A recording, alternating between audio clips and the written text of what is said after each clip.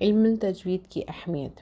اللہ تعالیٰ کا ارشاد ہے وَرَتَّلْنَاهُ تَرْتِيلًا، ہم نے قرآن کریم کو بواسطہ جبریل ترتیل کے ساتھ اپنے رسول اکرم صلی اللہ علیہ وسلم کو پڑھ کر سنایا۔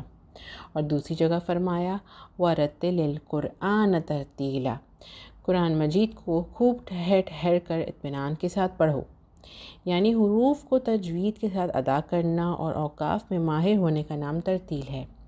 مذکورہ آیات سے ترتیل کی عظمت اور اہمیت اور اس کا وجوب ثابت ہوتا ہے، اور ان کی فضیلت کے لیے اتنی بات کافی ہے کہ اللہ سبحانہ وتعالیٰ نے ان آیتوں میں ترتیل کی نسبت اپنی طرف فرمائی ہے۔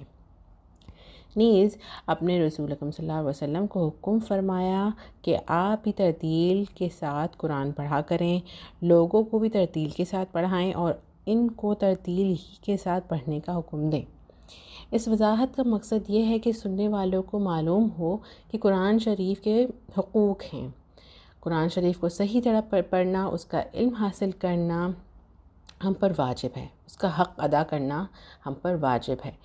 تو قرآن شریف کو ٹھیک کرنے کا عزم کریں اور ہماری جرنی کو جوائن کریں انشاءاللہ۔